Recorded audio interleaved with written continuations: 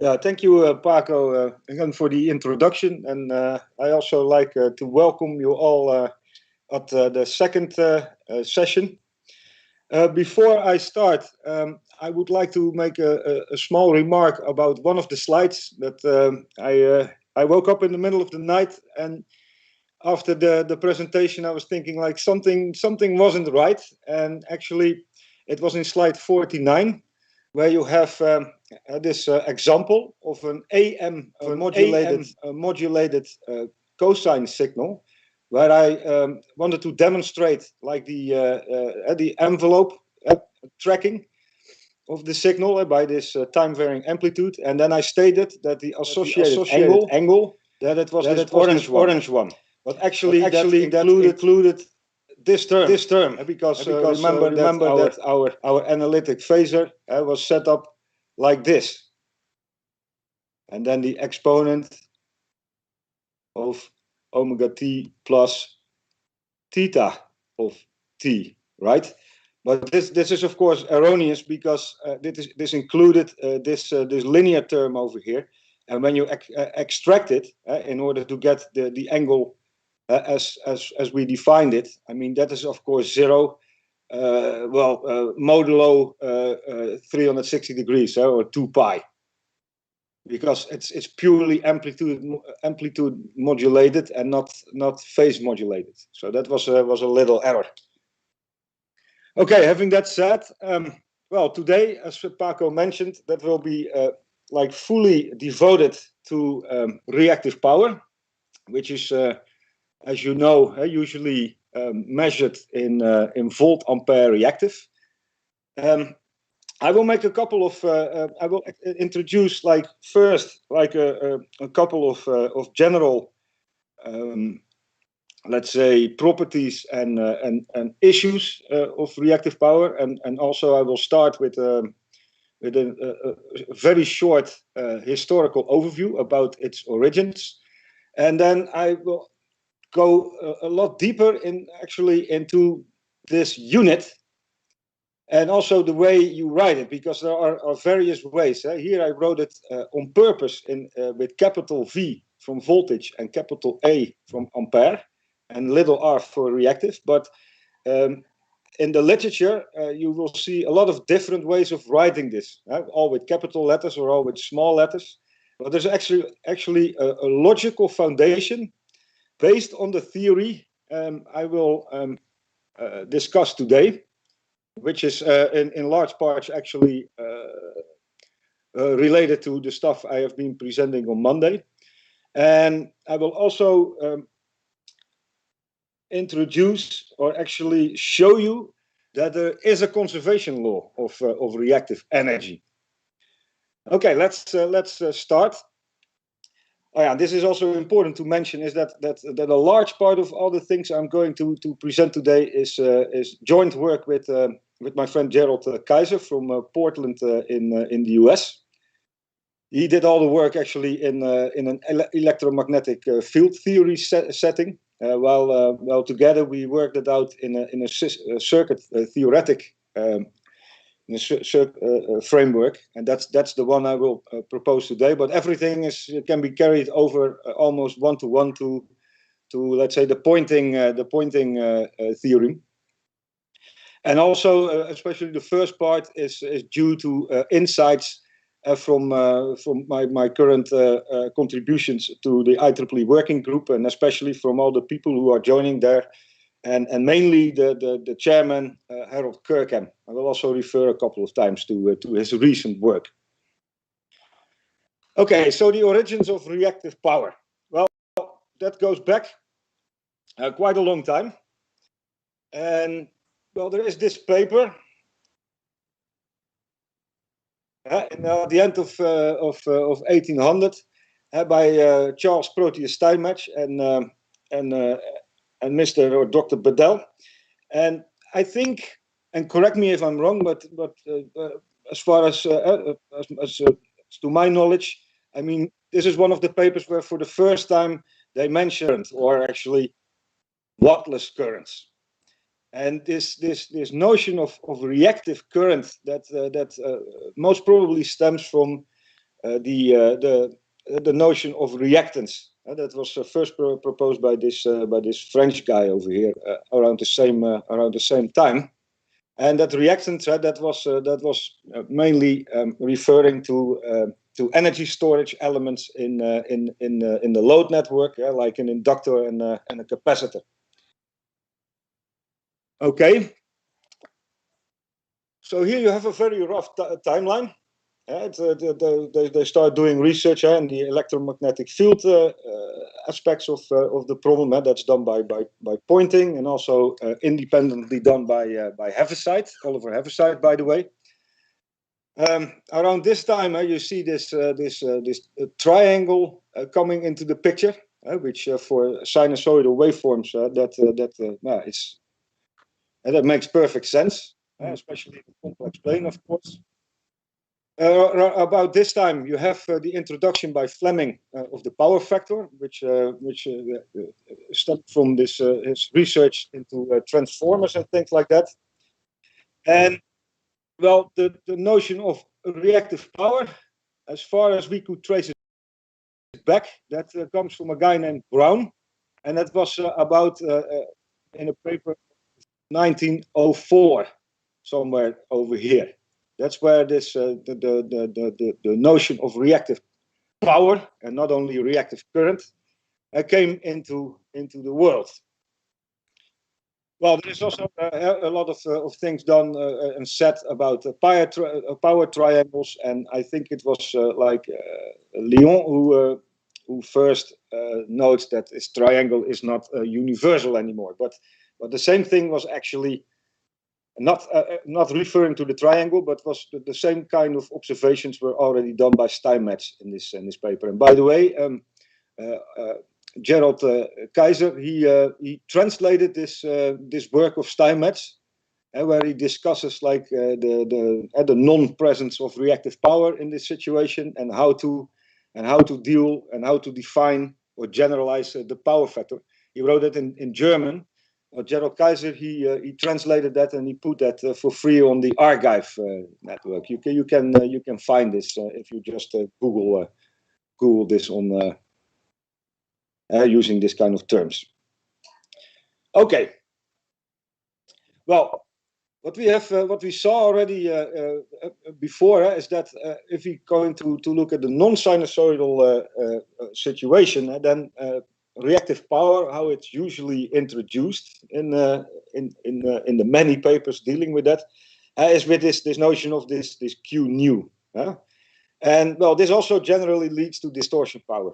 The only framework where you do not see that is the framework of Friese, where you introduce this orthogonal projection of the collinear part of the current on the voltage, and then the residual. That is what Friese calls non-active power or reactive power. But essentially what he's playing with is just the Cauchy-Schwarz inequality, essentially. And another way where you didn't get any distortion power, at least not defined as such, is in the framework I've been proposing on Monday. There we also deal just with three quantities: the S of t, the P of t, the Q of t.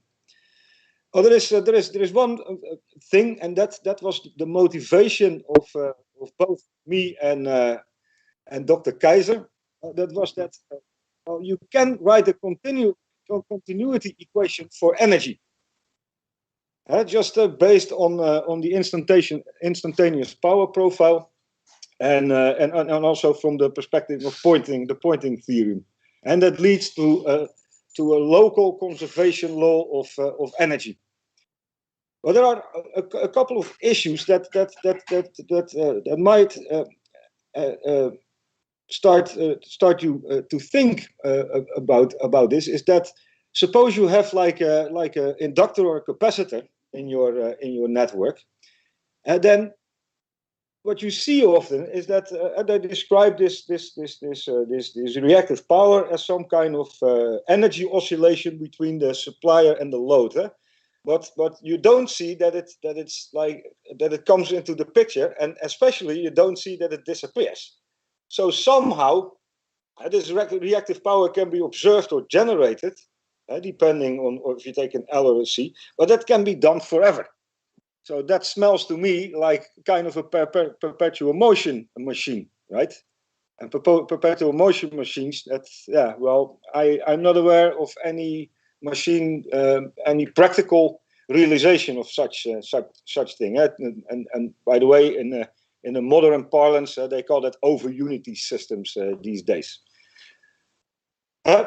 But okay, if this is perpetual motion, so there is for sure no continuity equation, and also no conservation law, and that's what I will discuss in very much detail today. At least not in what I call real or active time, and by that I just mean the time which you see behind me. I'm sort of sitting in the time laboratory of the Dutch NIST.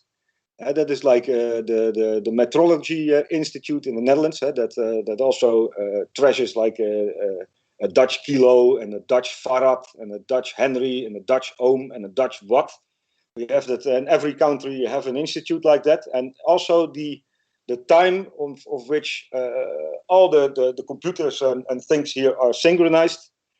The Dutch ones, that's in the atom clocks, and there are 4 of them behind me, and I will come back to this in detail.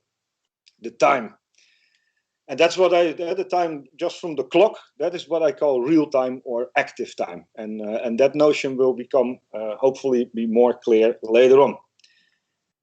So what reactive power kind of is nothing else than just a conceptual description of some pattern observed in data. And you could think about phase shift or anything, but then just given a different name.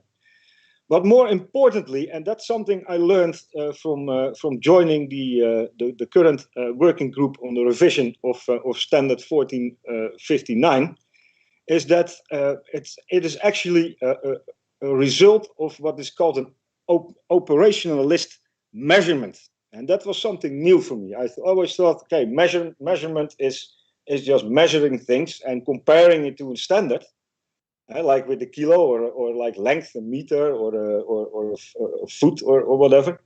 But actually, you have in essence you have two different kinds of measurements, and that has been very important in the discussion about revising this standard. So, roughly speaking, you have an operational measurement, but you also have a representational measurement. And the representational measurement is essentially what a scientist or an engineer is about to expect. It has a clear conceptual definition. And the best way to think about this is, for example, how to measure like a weight or mass, or how to measure a length. I mean, you know that in Europe, we measure things in meters, and in Paris, there is like a standard for that. There is just a standard meter made of special material that is as insensitive as possible to fluctuations in temperature. But of course, it's still fluctuating a bit, and you have to be very careful when it gets dirty, that if you start cleaning it, also with the kilo, which is also held in Paris, that is the standard kilo, that you don't wipe stuff off, that it gets lighter, right? But these are examples of one way of measuring weight or length, but you can also try to connect that to let's say constants from other fields of physics, and that's actually what these meteorological institutes are working on currently, is to let's say compare weight or length with like the Planck constant, for example, because that is something which is much more reliable than just keeping like really a physical kilo or a physical meter, right? Because this constant of Planck, that is, it's not for nothing called a constant, right? But the same thing happens when you measure a voltage. And I don't mean the root mean square value of the voltage, but just to record a voltage by using like an oscilloscope, for example. Or moreover, to measure active power. Because active power you can measure based on electromagnetic fields. Think about the Farrar's meter, which the old meter, energy meter in your home. But at the same time, I can also measure active power in another domain of, like for example, in the thermodynamical domain, and that's actually done a couple of years ago by some researchers who wanted to prove this definition of active power we use for periodic signals on the non-sinusoidal conditions. That you have this Fourier series of all the repeated cosine expressions. But how they did it was using not using the equation. I mean, they used the equation, of course, but only for comparison. They were just measuring the heat coming from some device they have been developing. So they used Joule's law, which comes rather from thermodynamics, to compare it with the definitions we are using. And that makes it a representational measurement. That active power you can consider as like having a clear conceptual definition and also a clear meaning in terms of physics, like mass and like length. On the other hand, with an operational measurement, as the name operational already says, that is often just designed out of necessity because making a representational model is just too complicated or even impossible. So think, for example, about if you go to a gas station and there you can choose, at least in the Netherlands, you can choose for gasoline which has an octane number 95. And I'm driving an old-timer myself from the 70s, and he doesn't like that kind of, I should say she doesn't like the 95 octane. They rather like the racing gasoline with as high octane number as possible. So I should at least fuel with an octane number of 98. And sometimes I put some extra stuff in it so that I octane around 100. But this thing is not a representational quantity. I mean, like, for example, also this metal hardness. How to express that? I mean, there is a lot of different operations you have to perform in order to get something useful out of your measurement. Or think about an intelligent test. I mean, that is also not an absolute like quantity, right? That is influenceable, and in order to be able to compare IQ tests, you should do the same kind of operation every time. Yeah. Well, the same is with root mean square values. I mean, as the name already says, I mean, you have to measure your voltage first, and that's representational measurement. But then you are going to do a couple of operations on it, like you have to square it, and you have to take the root out of it. If you want to base RMS on Joule's law, how it's actually originally defined, that the RMS quantity stems, of course, from the power associated to a voltage with respect to a resistor of 1 ohm, and the same for the current. But also things like power factor, that's also, you cannot measure that. It's not a physical quantity. You cannot measure that directly. Okay, maybe if you have purely sinusoidal signals, you could measure an angle. But then still, I mean, you have to measure both voltage and current, and then you have to compare things. So you have to perform an operation, right? And with the octane rating, I mean, that's usually how they do that is just they take some engine, and that for every country that will be a different engine, of course, physically speaking. And then they just start putting octane with the fuel until the engine stops knocking. And that determines this number. But it's just a dimensionless number which you have to perform a couple of operations in order to get it. So this is, for me, this was like an eye-opener, and I was not aware of it. And maybe you are, and if not, I mean, I would like you to recommend to read this papers of Harold Kirkham, the recent papers, which explain the difference between operational measurements and representational measurements, especially in the context of electrical power. And you can just find them on internet, and otherwise I can send me an email. I will give my email address at the end of this presentation, and I can send you that papers as well.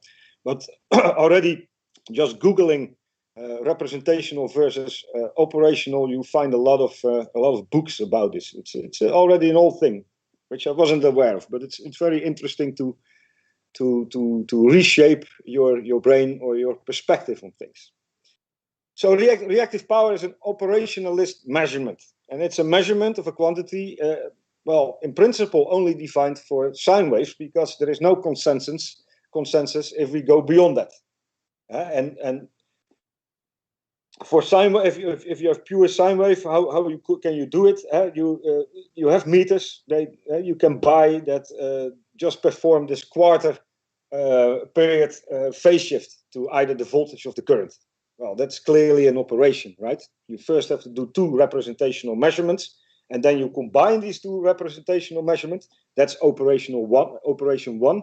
And then the second operation is that you need to shift one of these measurements. So that's operation number 2 already. And then you have to take a mean quantity. So that's operation number 3.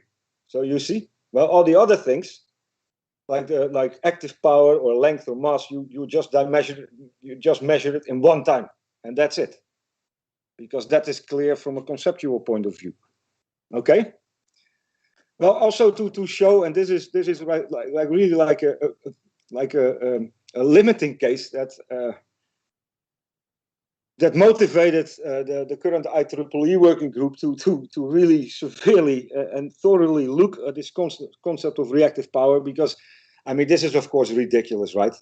That this report from the NEMA, or that's associated to the American Metrology Institute, and they found 11 ways to calculate reactive power, and each of these ways they lead to different answers when the waveform is distorted.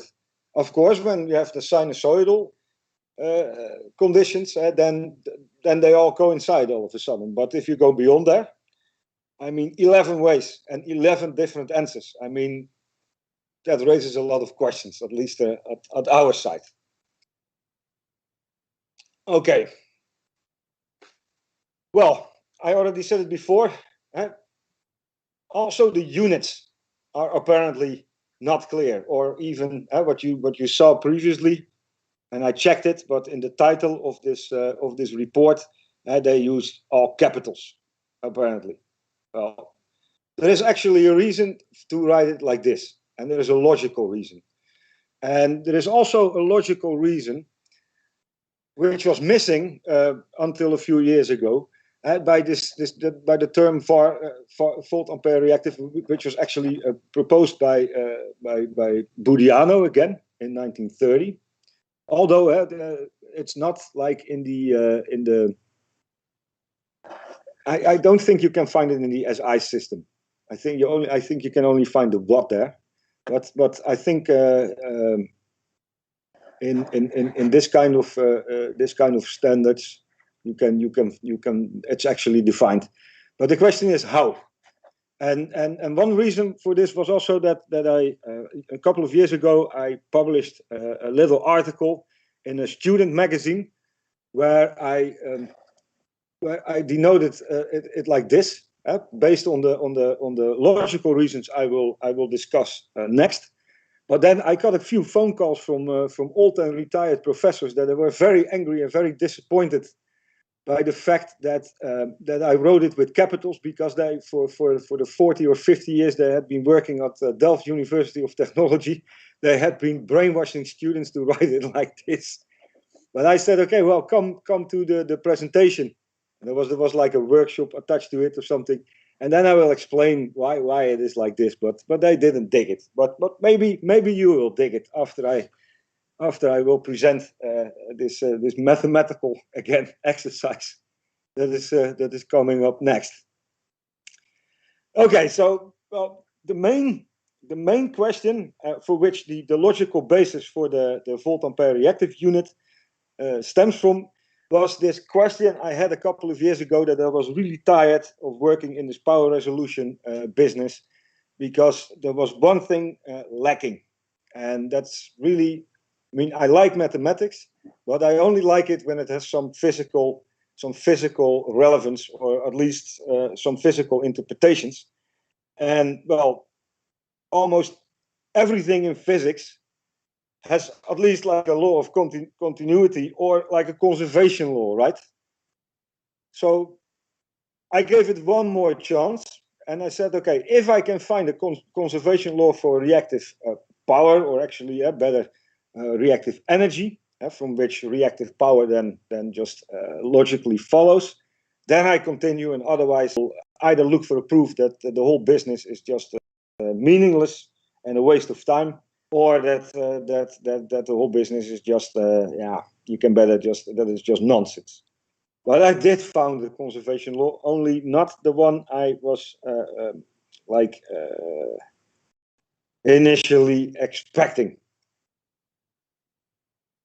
So let's look at the physical picture.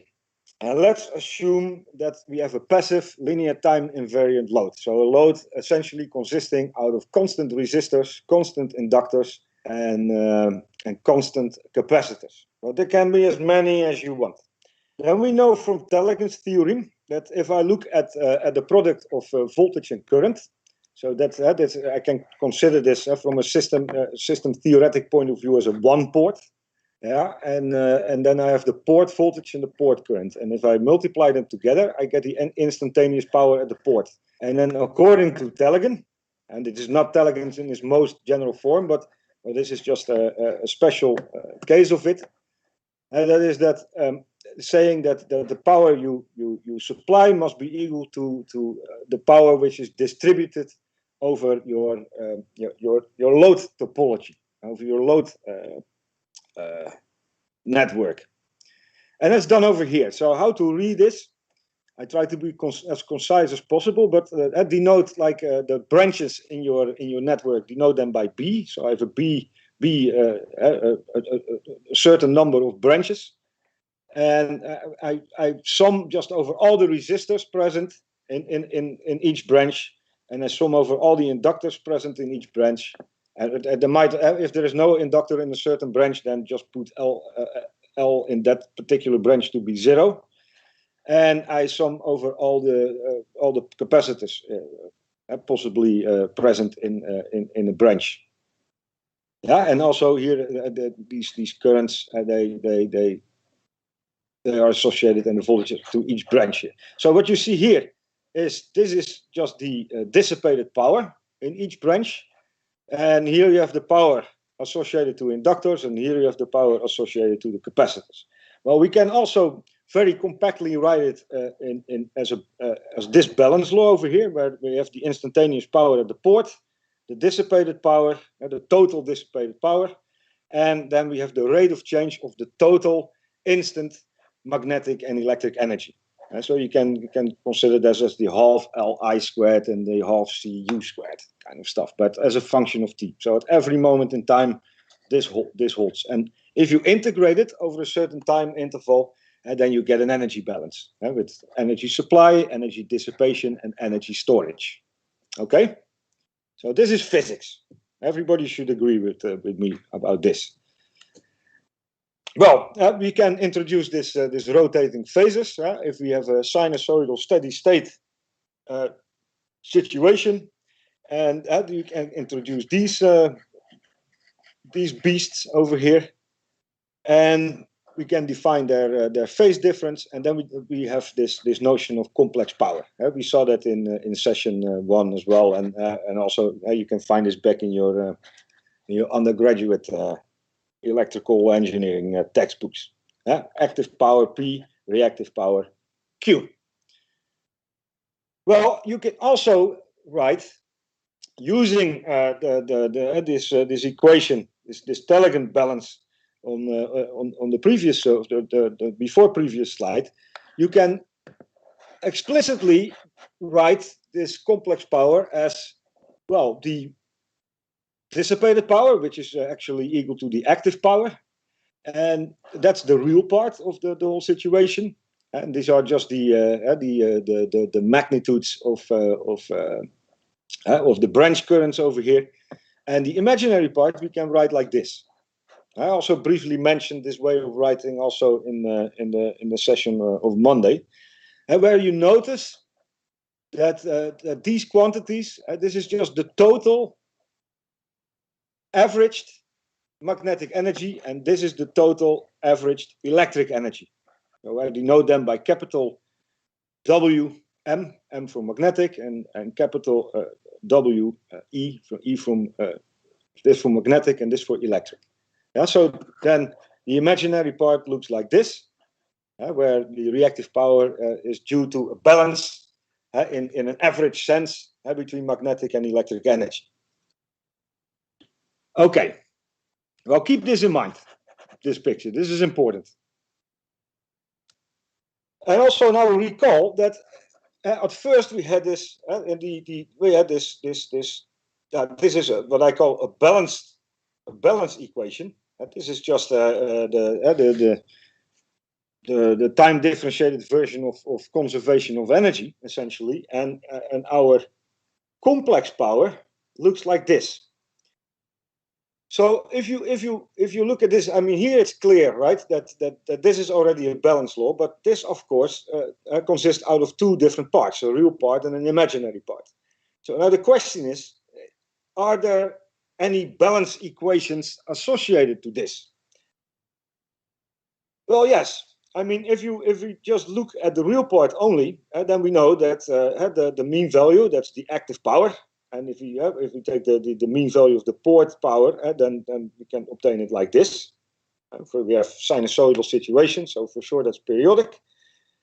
And what we also know, we define this as these things are mean quantities, so they are constants. They are constant in time. It's just a line through something fluctuating. So the sum is also constant. So from this I know that if I take the rate of change of this total mean value or average value of the total energy, then that is equivalent to 0. But this is a balance law, right? This tells that something is in balance. I have a 0 on both sides, and that suggests or implies that the mean power at the port is just the power dissipated in your network. So this is a fully, let's say, valid balance law. But the problem is, for the imaginary part, I could not find such a thing. So I've been spending really months and months, well, call it maybe even 1 or 2 years to figure this out. And that's also how I got to meet Dr. Gerald Kaiser, because he was looking exactly at the same. He was exactly asking the same question, but then in the pointing theorem, and the pointing theorem almost looks the same as this, right? There you have the same problem, and if you read this, I have like 15 books here at my house dealing with electromagnetic field theory.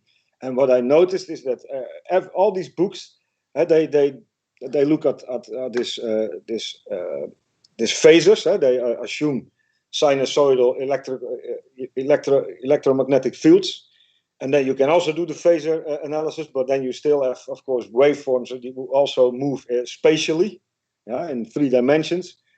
But what you see is that all these books they talk about something what I do here. And then they say, well, this is somehow related to some kind of reactive energy, but they are not explicit. Well, there is a balance law for this part, but it is not in real, or what I like to call, active time. So you have to go beyond that. And in a nutshell, what we are actually looking for is a quantity that satisfies this differential equation. That's what we're looking for, because remember that is this complex power. That is like a time average case, but which for sinusoidal quantities means a result just in a mean quantity, just a constant. So you're looking for a solution of this first order ordinary differential equation, and the solution I denoted here as capital X. But we also we know that the solution looks like this, of course, and at t is 0. Or some other, you can always shift along the time axis, so you can take any number here, but that should be equal to the difference between the average magnetic and electric energy, because we want to relate this to this X, we want to relate this to reactive power. But you see that, well, these things are constant, and I take the rate of change of something constant then, right? Or at least something that, this is constant in real time. So this parameter here, that cannot be real time. It's impossible, because then this will just be 0, right? Because this quantity is constant. Yeah. And by the way, I use S here. Don't confuse this with the local complex frequency. It's a different S. Yeah, but just to avoid introducing a lot of new variables, and also I had a couple of these slides already ready. I have to admit, I didn't want to take the risk of replacing those S's by something else and then make mistakes and make it even more blurry. So forget for the moment about this local complex frequency, and now we just have an S, which we like to call reactive time, measured in seconds reactive. So it must have a dimension of time, of course. You can see that from this equation.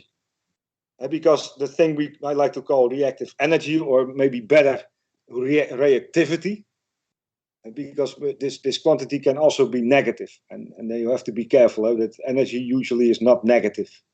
So then maybe better not refer to it as energy, but just as reactivity. Although I was reading like a book of Stephen Hawking, and he was talking about black energy, and that's apparently also negative. Okay, let's not go into that kind of stuff. But it's clear that S must have units of time, but it cannot be like the regular seconds as we know of, because of the fact that these mean quantities W, that they are constant. Okay. Well, this was like the brief, or let's say the very rough notion of what we are looking for, but we can also do this very systematically. And actually, I introduced to you this analytic phasors, or these time varying phasors, but they are not complete. Even though we generalize this concept, it's still not complete, right? It's only complete when we replace time by this complex notion of time. And you can consider this as a complex time. I have just the regular time, the active time, the real time, and I have this reactive time over here, which I just add perpendicularly, putting it in an imaginary axis. And then I get a notion of complex time. So I essentially do a complex continuation of everything what we defined in real time. I complexify it now fully to some complex time.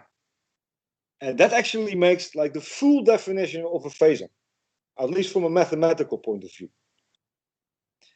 But essentially you can just replace these things, and then you get this, then you get real analytical phases. That's actually where the analyticity comes from, by this full complex continuation of the things. And then also our complex balance equation for the complex the time varying complex power, for example, it starts from this weighted fully complex inner product. Remember the star, that's complex conjugation, but I cannot put it here because I have to to operate on the full signal.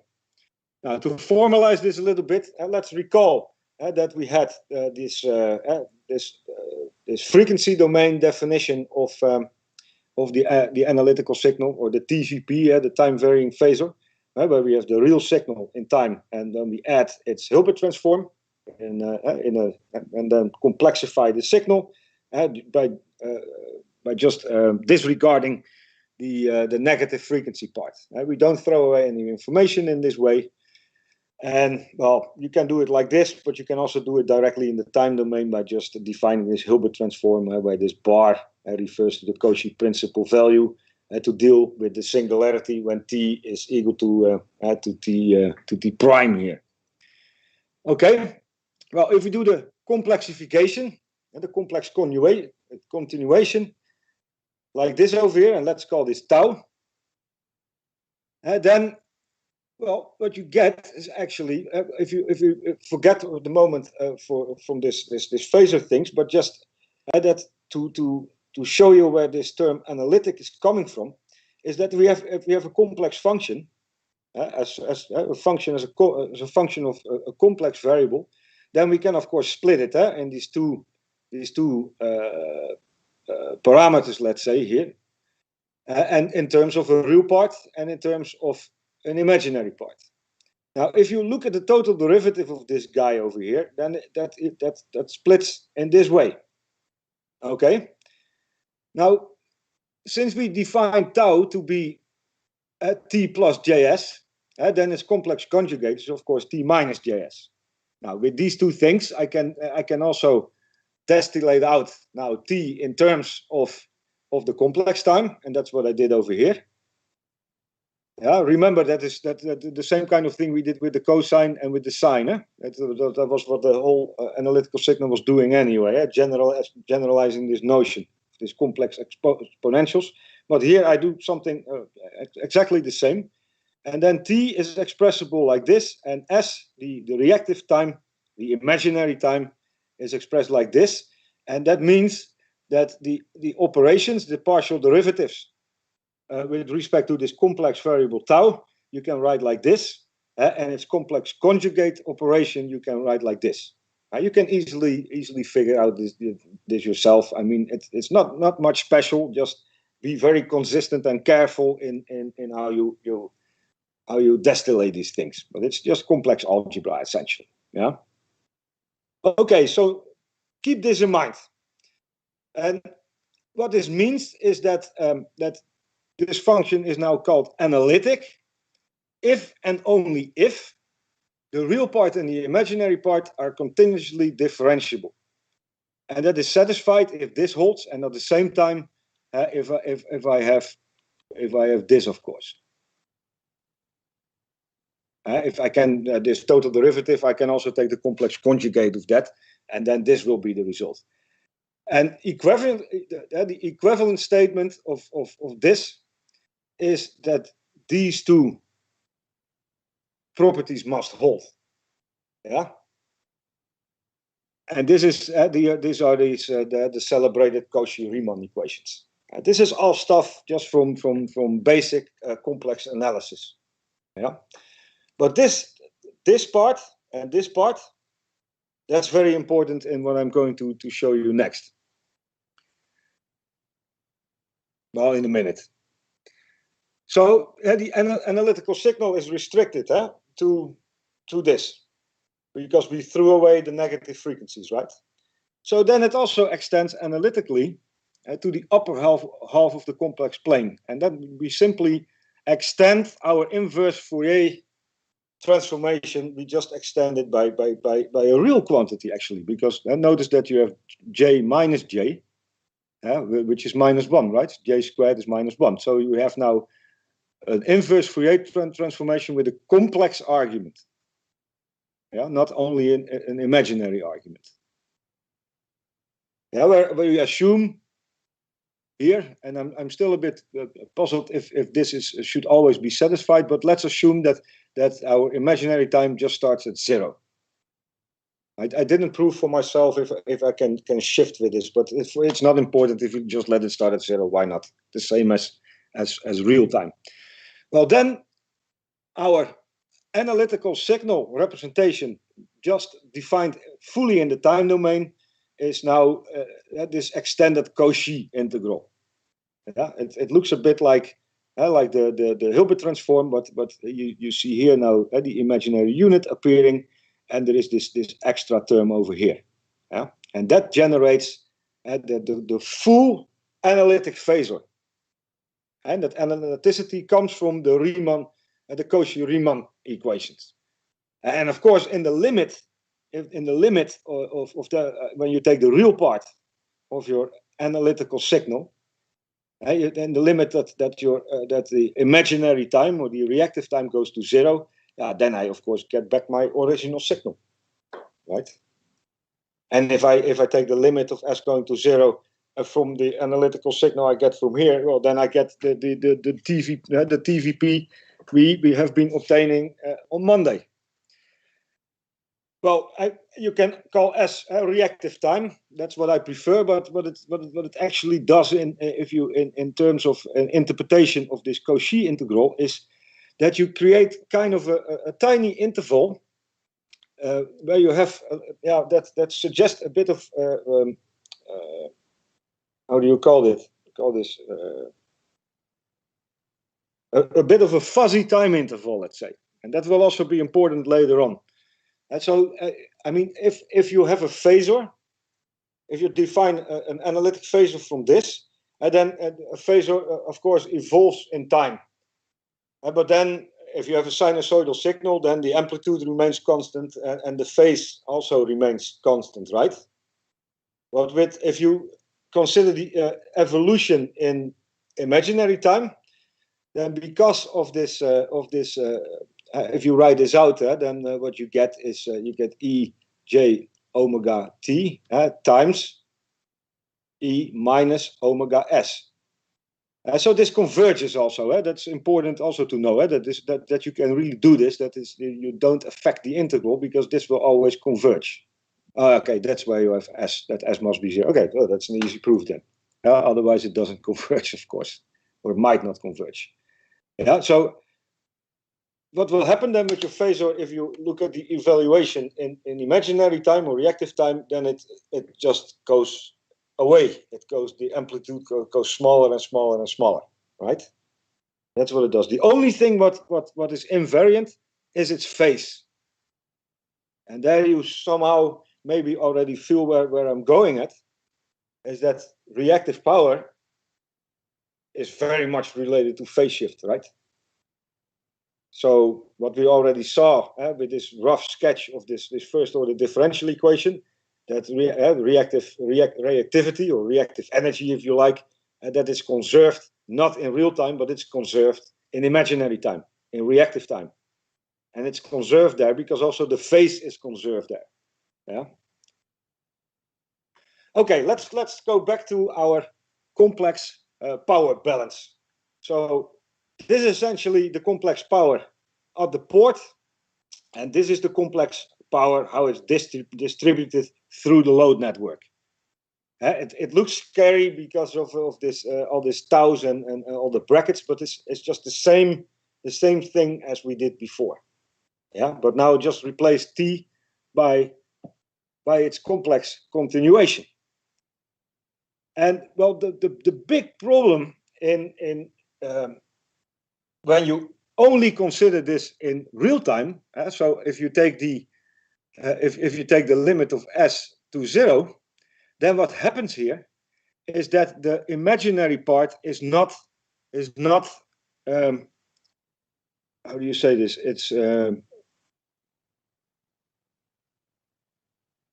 It's not a differential anymore. Yeah, so you cannot integrate it, and that's of course what we like to do. We like to integrate it to get like a reactive energy balance or a reactivity balance. Yeah, it's not a proper differential, and there is no, because there is you see here there is like an asymmetry going on. But introducing this complex continuation, then we render this part fully symmetric. That's actually the fundamental idea this was actually in the electromagnetic field theory. This was the idea of Gerald Kaiser, which I just borrowed to solve my circuit theoretical problem. Okay. Well, I use a little bit of a different notation here, but this is actually just this guy, but then in both T and S. Yeah, but let's denote it by just a galographic symbol in order to make later on make some statements in comparing the situation whenever they coincide. And so what we do is we call this the real and imaginary scaled power. Yeah, and of course in the limit of S to 0, then we get these two quantities. But then we lose symmetry over here. Okay. Now invoking these things which come from the Cauchy-Riemann conditions, then we have these things, and that means that we can rewrite the letter in this form. And now we see that it's fully symmetrical. It's fully symmetrical. Yeah, and that's very nice, because then I can integrate it. Then integration is pretty straightforward. And then we just see that defining the scaled magnetic and electric energies, which are and for general, or let's say for periodical signals, or even more general signals, are the moving averages over time. And for sinusoidal signals, they are just the mean values of the magnetic and electric energy. But now they also scaled in terms of this time scale called reactive time. Yeah, and the same we do for the dissipated power. So we have here the scaled dissipated power. Well, this is very nice, because then I can simply set up a complex balance equation. And this is mathematically, makes total sense, right? Because you can split it in a real and an imaginary part. You have the J, and here you have the J, and this is all real, and this is real. So this naturally splits into this, what we already found out before, but now in a generalized setting, also in the setting of last Monday, that we have this, if you take S, here you can easily take S to 0. Yeah. Then it's easy. If you take S to 0, then you just get this. Yeah, and minus the dissipated power. Okay. But here we cannot do this. Yeah, okay, we can only do it after we took the rate of change with respect to the reactive time. This is the real power balance. This is the imaginary power balance. So there does exist a power balance for reactive time, for reactive power, in terms of this reactive energy or reactivity, right? Which is just that, again, the difference between the time average of magnetic energy and the time average of the electrical energy. But it's not in real time. It's not in real time. And that makes sense also from this perpetuum mobile idea. And that means that, okay, I mean, you have a movement forever, and that there must be something conserved there, or in a different way of saying is that you can call your energy company and say, why do I have to pay for reactive power? I use purely ohmic inductive machinery like electrical motors, and then I get a penalty for a too low cosine of phi. And then you can say, well, that's due to reactive power and reactive energy. But I mean, this reactive energy, I now say it's conserved. So why should I pay for that? Right? Because here it's clear that you have to pay for something, because this is what is supplied and this is what you use. And this is bouncing, and that is reflected in this stuff. There's a measure for this bouncing of energy, let's say. But here you have to pay for it. That's what your Ferraris meter, or now they have smart meters these days. Yeah, that's what is registering. But here, yeah, you just give everything back. I mean, the reactive energy comes your way, and then something is absorbed, and then it's released again, and you give it back to them. So you can say, come on, I mean, it's conserved, so why do I have to pay?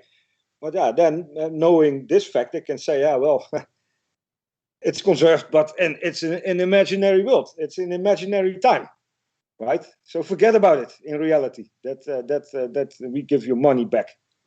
Okay, I'm just joking, of course, a bit, exaggerating a bit. Well, here you have the sinusoidal case, where you indeed see if you do all this stuff, and then you get just your original phasors, but you get these extra terms here, if you want to compute these magnitudes here, and then if you evaluate this, this will be your complex power balance, where you recognize your active power, and then here is your your reactive stuff. Okay, and if you write it out, knowing all these things that in the real time, then in the sinusoidal case, you're dealing with a mean, just with a constant number. Then you can write the complex power in this way, where up to this factor, it just coincides with this, right? So if you just take the limit of s going to 0 again, then you arrive at just the classical complex power expression.